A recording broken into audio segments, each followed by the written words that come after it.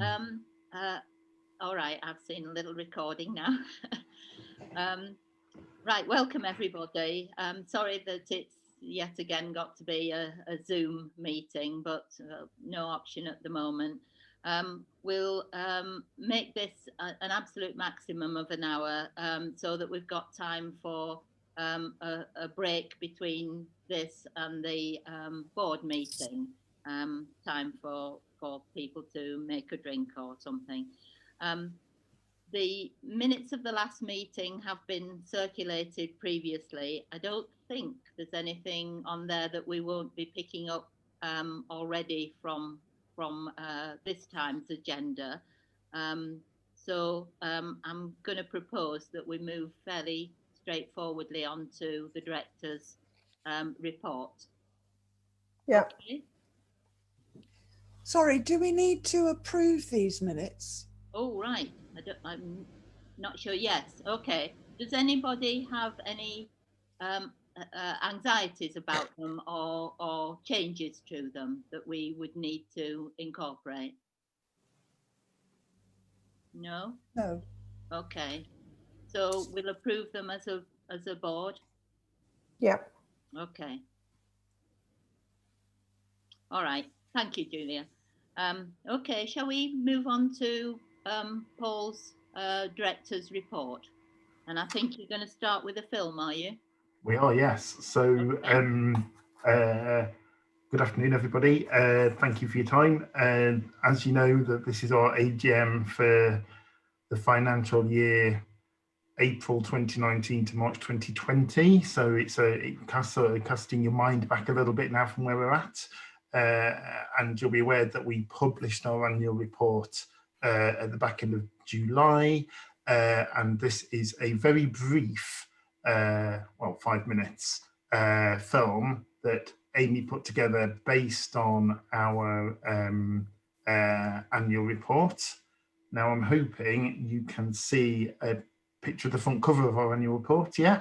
Yes. Nodding. Okay, brilliant. So I'm going to press play and hopefully you'll be able to hear the sound as well.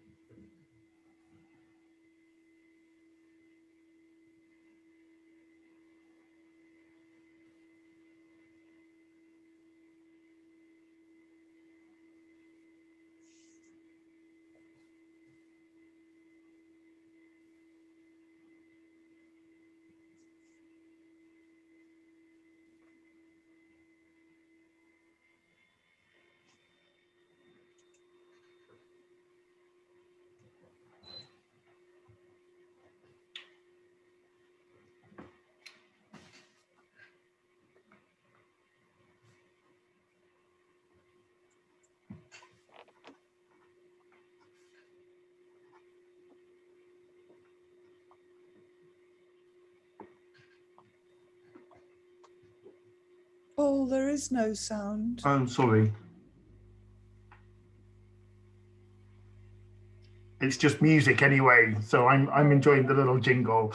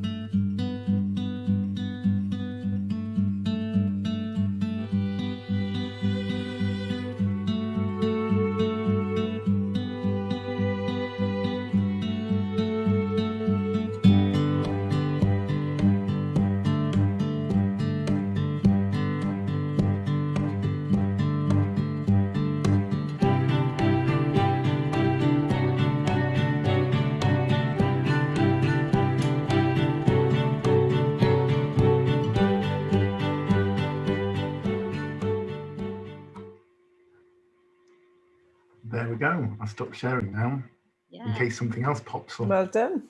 that was excellent. Really excellent. Say well done to Amy. I will Yeah. do. Yeah, no, it's a lovely little film, isn't it? Yeah. And she's just It's the right length as well. Mm. you missed the first half of the music, but it went round twice, so you didn't really got to benefit from it in that kind of way. It feels like a different world, doesn't it? Yeah. Looking back, it feels like a long time ago, and Yeah. all of Absolutely. that excellent work we did, going into services, going to the GP practices, all those events that we were doing over the summer and things like that. It just completely feels like a very different place to where we've been for the last 6 months or so. So quite nostalgic in many different ways. And obviously some old faces on there, Meg, who obviously left us since then, but obviously Joe and some of our volunteers as well. So some, it was really nice actually just to remember the good stuff that was going on and things like that. I think we can't, I know we'll come into this in our board meeting as well later, but we can't underline enough how much of an impact COVID's had on both the way that we work and how we've had to engage with people and kind of change how we operate as an organisation, but also the way that services have changed as well. And one of those key challenges and continuing challenges for the next 6 months will be to see what happens to services as a bit of the vaccines kick in as promised, and if it turns out as the plan is, and things start to return to something, whether that may be. And I think there's a really critical opportunity to kind of influence some of that stuff over the next few months, in that kind of way, to kind of take the learnings that we've had, move on them quite quickly, and try and work with organisations as they rethink how some of those services will be delivered and developed into the future.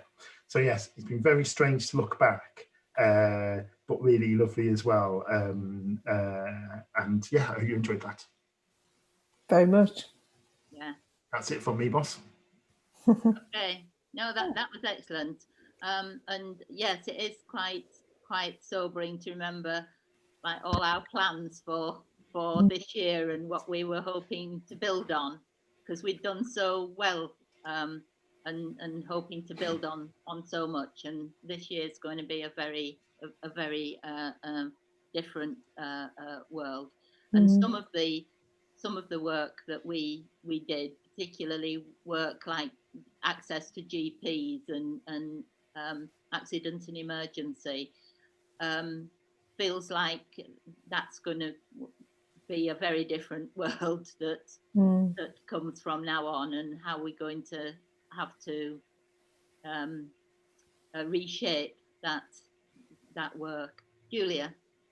I was interested, I don't remember where I read it, but I read in some of the documents that there's a suggestion we've actually strengthened some of our relationships through the use of technology.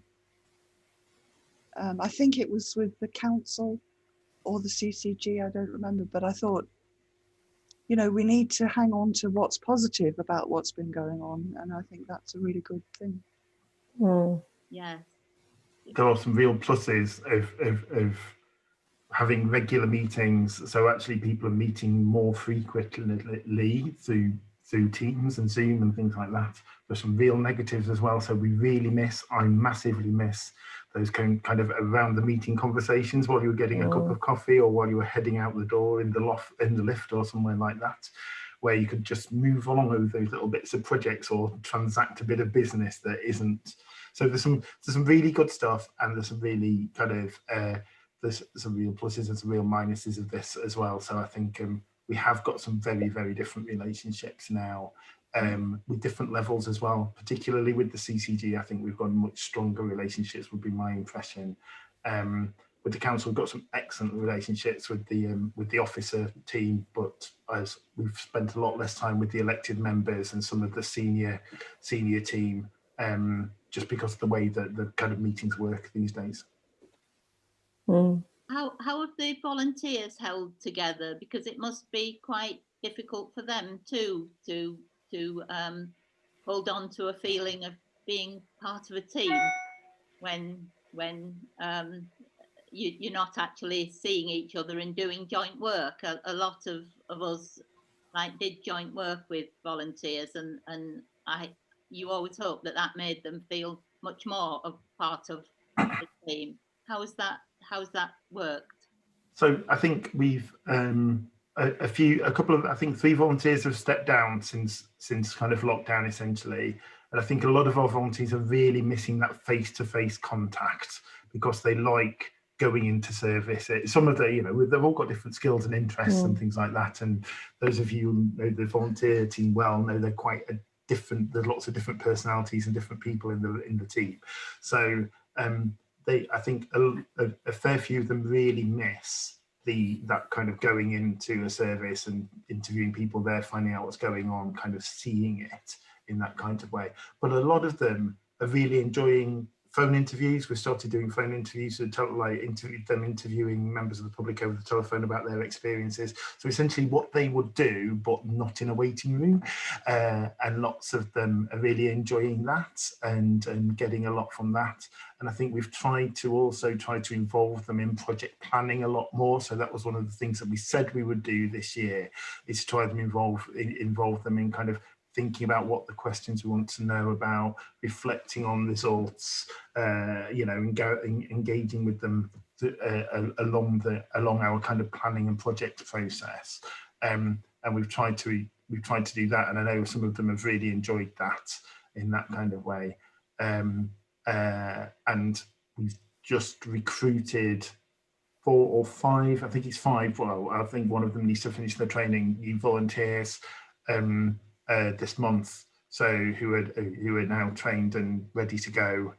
4 of them are definitely trained. I think one of them was unable to meet the final session of the training, so there's a bit more to be done on that in that kind of way. So it's been challenging. I'm not going to lie to you. It's been hard work, and Amanda's done a really good job at keeping in touch with them individually, because there's a bit of the kind of mutual support, kind of how checking in kind of stuff, which is really important as well. And they've got a WhatsApp group that they share stuff amongst themselves and things like that. So yeah, no, I think, yeah. Just a question, Paul. Just a thought. If the vaccine is only going to be given to older adults to start with, what does this mean for volunteers under 50 going into nursing homes, for example, meeting with the public? That's a really good question, and I think what we plan to do in the board meeting part of this conversation, as we talk about the plans for the next 3 to 6 months, is not to do any of that face-to-face activity, and certainly until spring, until the end of March. And then we'll take a view as to what's happening. But obviously this is happening quite quickly. The situation's changing. If they do find something that they can put into the water or something like that will sort it all out, then we can change our plans, you know what I mean, in that kind of way. But at the minute, I think we need to be quite cautious and kind of responsive to the situation as it is. And also talk to individuals. We've always spoken to individuals about what they want to do, what they're happy to do, and things like that. So if people are not prepared to do certain things or want to kind of look after themselves in a certain way, then that's absolutely fine, and we will support them with that. And we have that with the team as well, because some of the team are slightly more happy to do stuff, like take a few more risks in that kind of way, and others are less so, and that's absolutely fine, because we all have to make our own personal decisions and are in different situations with family and friends and things like that. Sure. And also liability insurance? So the liability insurance says that we can still do face-to-face stuff if we wanted to, and we were following the guidance. So, yeah. So as long as we're following the law and the guidance that the government says we can do, then we can do stuff. Healthwatch England's guidance is quite different. So they have said completely that people shouldn't be doing any face-to-face activity. We haven't done face-to-face activity with group, but we've had a few face-to-face meetings and stuff like that with when we've thought it was, the right thing to do, and social distancing was in place, and all of the, we did the risk assessment work and what have you to make sure it was right and as safe as it could be. But yeah, so it'll be a challenge that we just have to keep an eye on I think we kind of know how the normal world works. We don't know whether we'll ever get what normal will look like in the future, though, because I think this will have had some quite lasting and deep-seated kind of impacts on how we all behave. I don't know. It's a guess. I think Steve's been waving at us for a while. Yeah, just want to follow up on the film. I don't know if we're covering this later, but the position on the GP work. I mean, the film says we've given feedback on the work. I've not seen that. I don't know whether you've shared it with board members, but I don't remember seeing it. And I understand that it's a new world and all the rest of it. But I think there are two important points to make. One is that there'll be some learning from that anyway, because some of it will still be old world. And there's if I'd been on the receiving end of people doing surveys and coming to my gaff to ask people about the service, I'd be really looking to see some feedback, whether or not it was a new world or not. And given the amount we invested in that work, I just don't want it not to have an end. I think you're absolutely right, and you point to a very live point. I think there's two things that are going on there. When we'd originally planned we drafted all of the reports, they were pretty much ready to go to the practices, but this was at the height of lockdown when they were introducing total triage and what have you, and they very clearly said this is not the time to be sharing this kind of information with us. We are not listening to it. It will be wasted.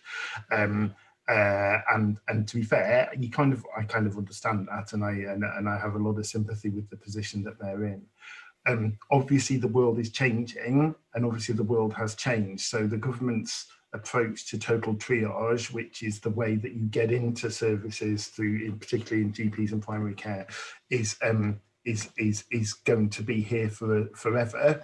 And the CCG and the practices are looking at how to make that the norm into the future, and what are the approaches are within that. So the two big chunks of work that we did, which was the pre-COVID visits to the GP practice and the service and the evidence surveys and evidence gathering that we did then, and the during the lockdown, what do you want to see from practices in the future, are the two key touchstone pieces of research that we have on this. We fed stuff back publicly, not about individual practices, but about what people wanted to see in the future. We've fed stuff back privately to the CCG and some of the practices who have asked about the stuff that they want about the research pre-COVID. But we've got a meeting with the CCG on Thursday to kind of map out actually how is now the time, given that vaccines are now becoming more of a reality than they certainly were 6 weeks ago, whatever, and things like that. And people are starting to look at what happens next properly, rather than it being a distant thing in the future. Is now the time to feed back some of that stuff. What is the best approach to take to that with the individual practices, and what needs topping up since? Because I do think there are some gaps within what we've identified and what was happening in May when we did that second part of research that could be topped up, and that could be around linking to the urgent care side of that, so 111, the role of that, and particularly around using things online like e-consult. So that's where you kind of fill in your information about your condition and why you want to see somebody, and then they complete that, and more online video interaction with people, and more telephone appointments with people, which are now a very real thing and will continue to be in the future. I think the proportion of how many people get them will change, but they will still be here for a long time. And lots of people think they're great and lots of people don't. And so there's a balancing act to be struck with all of that stuff. So I think you're pointing to a very real point, Steve, absolutely. And we've not forgotten about it, but it wasn't the right time when we were planning to do it back in May and June to go back to them and to say, this is what you need to do, because at that point they were not listening. So, well, are we going to get to see any of the stuff? Because I've seen the sort of very brief public report that went out there, but nothing else. Yeah, I mean, you can see whatever you want to see, and I think we've got drafts of the reports of the individual practices, but I don't think those reports that were drafted then will necessarily be as they will end up going to the practices until we've had that conversation with them. Because I think what we've tried to do as an organisation is to make sure that our work is relevant and will be used to influence change within their services, and we've done a load of work on that. And I'm not going to I don't want to lose that, because the huge amount of effort of the team's time, your time, the volunteers' time, and Tracy's time, bless her, in kind of doing that GP project was immense in that way. So it's not about losing it; it's about making sure that it has an impact in that way. And I think we need to work out what the best way is to do that. Still, sorry. So Paul, so after the meeting on Thursday, when you've had that discussion, could you circulate then what the process? Well, sorry, what the advice is in terms of how we best take it forward? Yeah, absolutely. And then we can ourselves look at how we interact with you in moving that forward. Yeah. But I think you're right, and I think Steve's right that there will be some learning that's very appropriate for the new world, as well as some that will now seem like it's superseded. And this is not the last challenge that primary care, that health services will have. So the better we learn from this, the more we can use that learning for future challenges, really. Does anybody else want to say anything in terms of what we've just been discussing? No. Well, I will come back to some of this in the board planning, in the board discussion later, because there's a lot of this that's wrapped up together, particularly around access, that we kind of need to get our heads around a bit more and to understand how it all works together. Okay. Right. Thank you, Paul. And as I say, do say thank you to Amy, because I think that was an excellent short presentation that we can probably use in lots of different ways.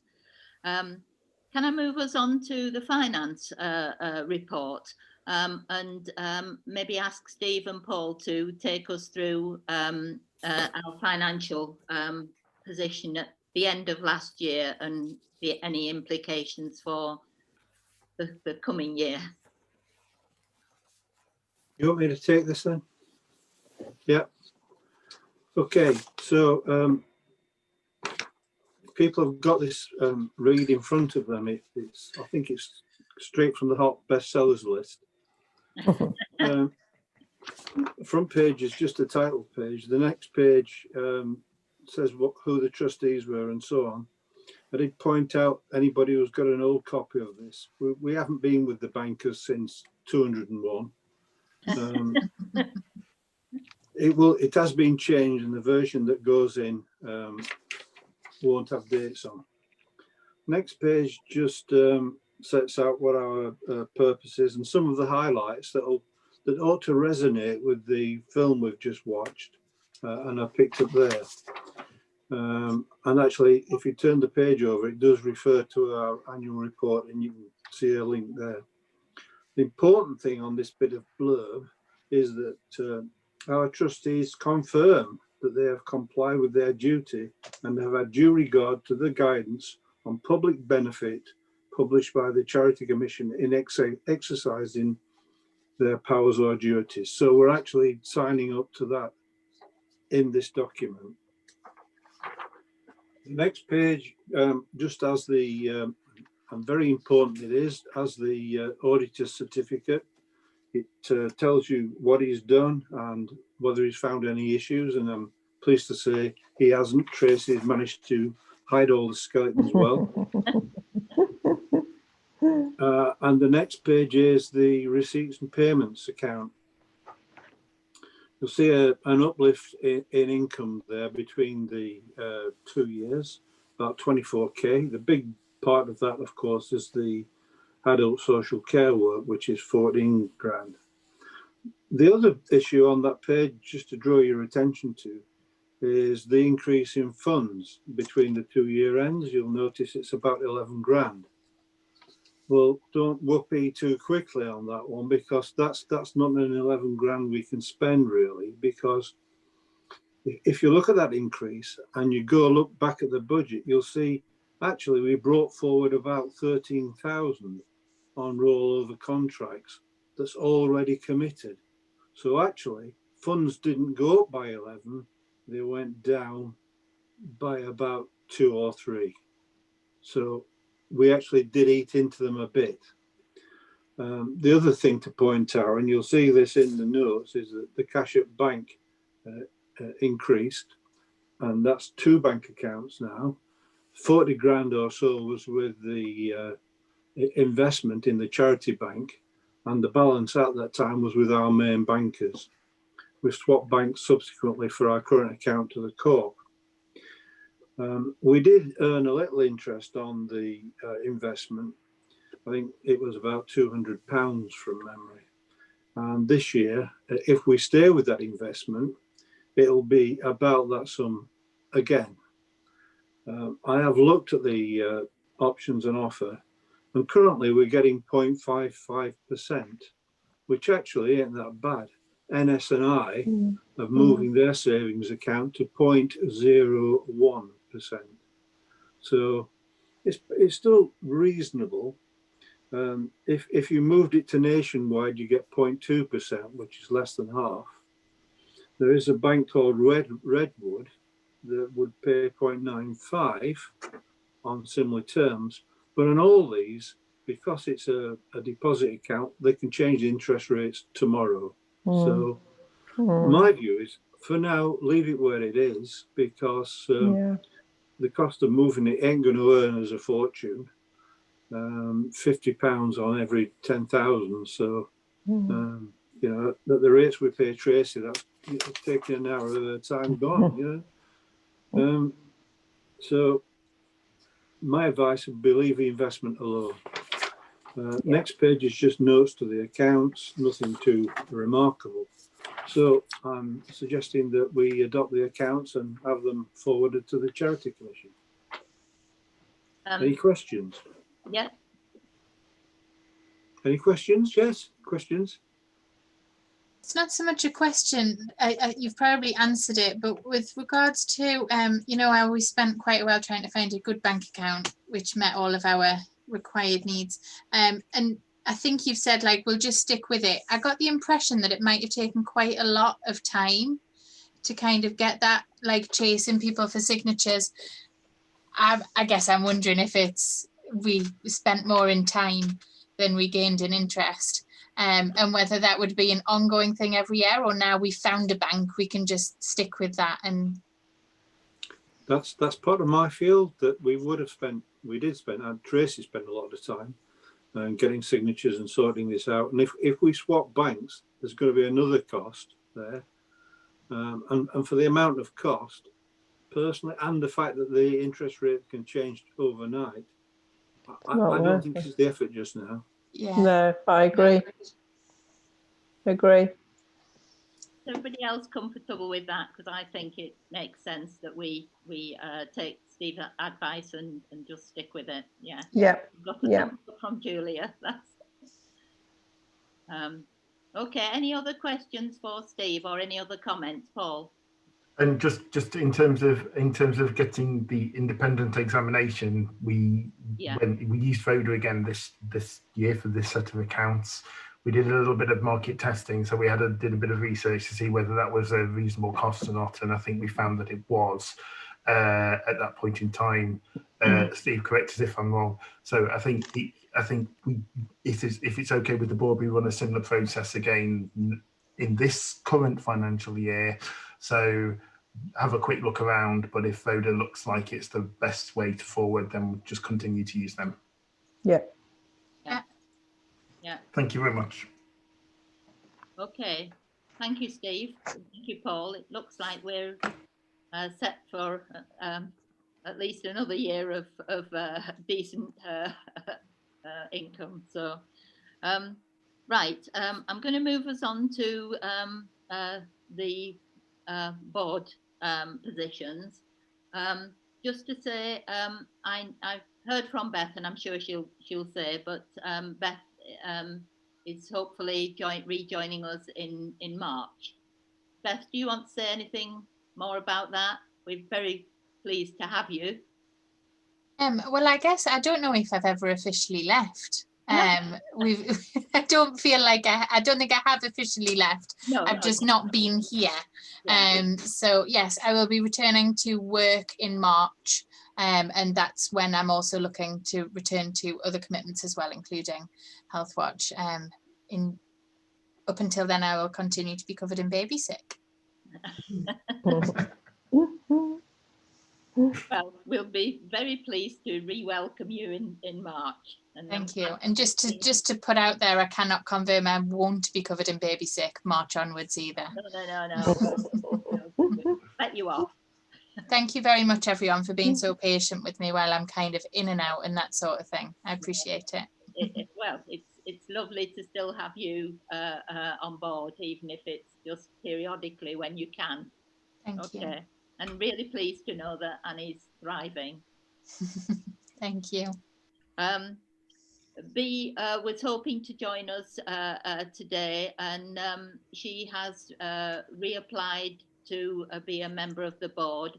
And Julia and Paul and I have all spoken to her, and I wonder if we can confirm that we are happy for Bea to rejoin the board. Yep. Yeah. Yes. Is everybody in agreement?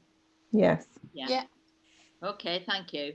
The next step for that is to just complete the DBS and the kind of the usual charity commission tests. But given Bea's been a member before, I don't imagine there'll be a problem. But just so that you're aware that we'll get on and do that now and get those finalised as soon as.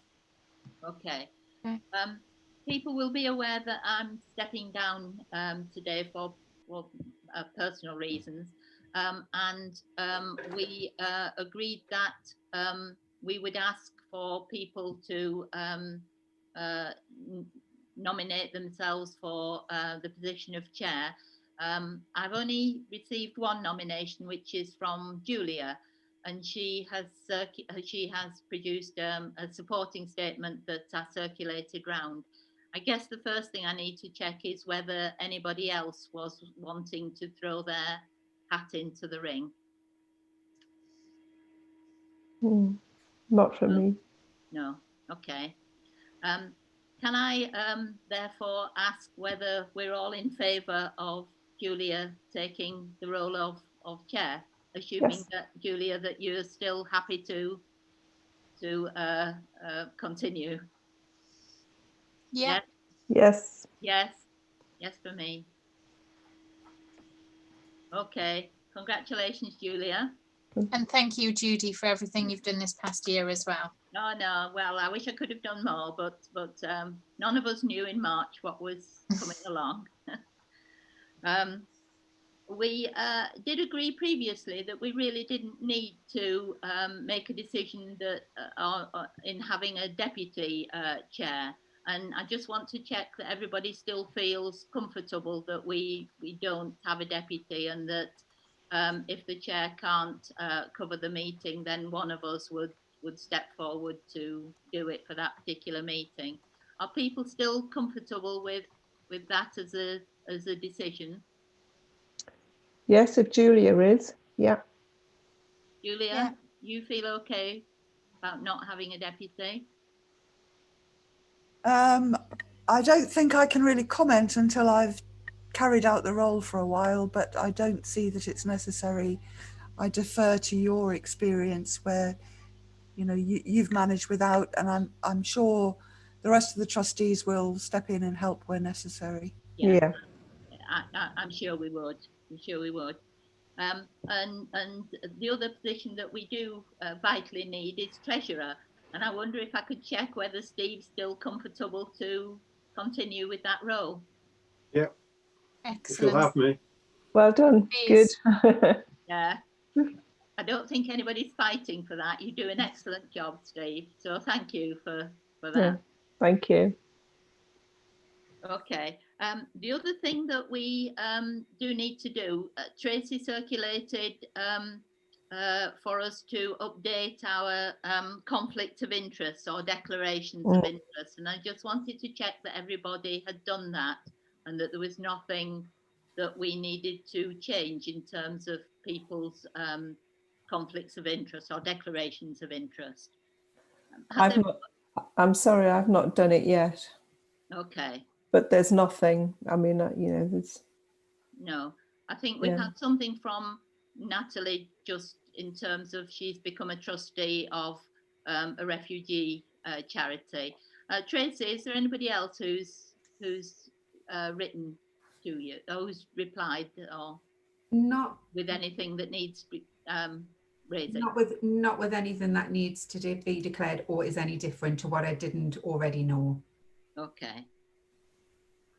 I think we've agreed that we'll do this on the back of the AGM every year anyway. So I think if everybody could just fill it in and confirm, then that would be incredibly helpful. We'll be doing it as a staff team exercise as well, just to make sure we all know what declarations we haven't got. So yeah, do we do it also with volunteers too? we haven't. I don't think our policy says that we need to, but I will have to double check that's from memory.